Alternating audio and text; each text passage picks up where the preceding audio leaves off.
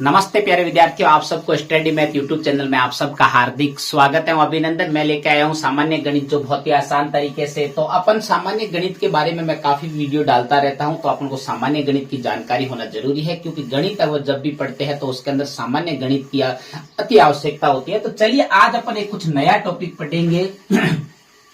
आज का जो नया टॉपिक रहेगा वो रहेगा अभाज्य गुणनखंड। क्या रहेगा? अभाज्य गुणनखंड। अब देखो, अभाज्य गुणनखंड क्या है, इसके बारे में आज थोड़ी चर्चा करेंगे, क्योंकि अभाज्य गुणनखंड गणित के अंदर बहुत कुछ काम आता है, तो इनके बारे में थोड़ी चर्चा करेंगे। चलिए, अभाज्य गुणनखंड का मतलब क्या होता है कि ऐसी जो संख्या होती है उस संख्या में उन संख्याओं का केवल भाग दिया जाता है जो अभाज्य संख्या हो, उन्हीं का ही उन संख्या के अंदर भाग देने पर जो प्रक्रिया होती है वही अभाज्य गुणनखंड कहलाता है। तो चलिए अपन पहला एक आपके सामने उदाहरण लेते हैं कि सबसे छोटे उदाहरण से मैं आपको हल करवाऊंगा कि 10 का अभाज्य गुणनखंड, 10 का अभाज्य गुणनखंड, 10 का अभाज्य गुणनखंड।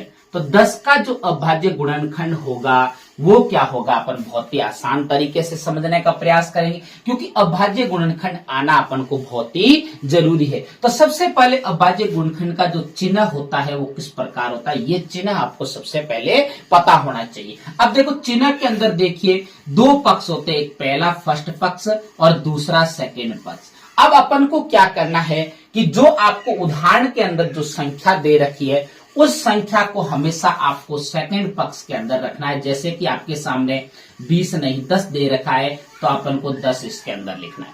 अब जो फर्स्ट पक्ष है, पहला पक्ष, इसके अंदर उन्हीं संख्याओं का, छोटी से छोटी संख्याओं का पहले भाग देना है जो अभाज्य संख्या हो। सबसे छोटी अभाज्य संख्या अपनी कितनी होती है? 2 होती है।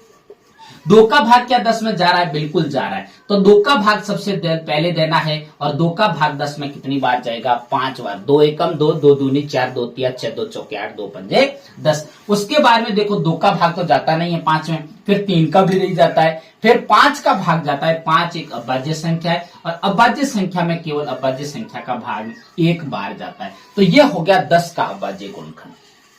उसके बाद में आपको कहे कि नंबर 2 पे अगर एग्जाम्पल की बात की जाए, तो वो अगर आपको थोड़ा बड़ा कह दे कि 20 का अभाज्य गुणनखंड। बहुत ही आसान तरीका है। 20 का अभाज्य गुणनखंड।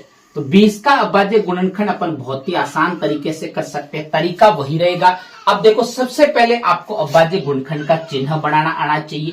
ये अभाज्य गुणनखंड का चिन्ह बनाने के बाद में मैंने क्या कहा, सेकंड पक्ष बड़े वाले के अंदर उदाहरण को रखना है, 20 को रखना है। उसके बाद में सबसे छोटी अभाज्य संख्या का पहले भाग देना है, अगर जाता है तो, नहीं जाता है तो दूसरी अभाज्य संख्या का। 2 सबसे छोटी अभाज्य संख्या का 20 में भाग पूरा जा रहा है। कितनी बार जा रहा है? 10 बार।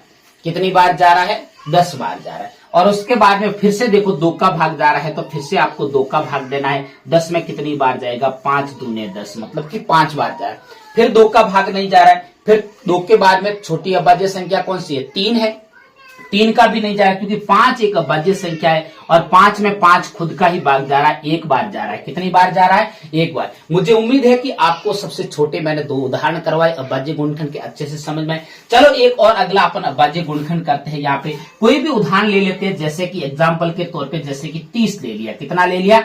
30 ले लिया। अब देखो, अपने पास में क्या है, उदाहरण बहुत सारे पड़े हैं। उन उदाहरणों को अपन जितना करें उतना कम है। अपन को तो केवल तरीका समझ में आना चाहिए कि अभाज्य गुणनखंड किया कैसे जाता है। तो यहाँ पे उदाहरण लिख दिया, और यहाँ पे 2 का भाग 30 में कितनी बार जाएगा? 15 दूनी 30, मतलब कि 15 बार जाएगा। उसके बाद में देखो 2 का नहीं जा रहा है 15 में, तो फिर किसका जा रहा है? 3 का जा रहा है। देखो 3 का भाग 5 तिये 15, और उसके बाद में अभाज्य संख्या 5 है, और 5 में 5 का भाग कितनी बार जाएगा? एक बार जाएगा। मुझे उम्मीद है कि आपको अभाज्य गुणनखंड बहुत अच्छे से समझ में आया है। अगर मेरे पढ़ाने का तरीका अगर अच्छा लगे तो मेरे चैनल को सब्सक्राइब करना, और आगे अपने प्यारे प्यारे दोस्तों को शेयर करते रहना। तब तक मेरे स्टडी मैथ यूट्यूब चैनल पर बने रहे। नमस्ते।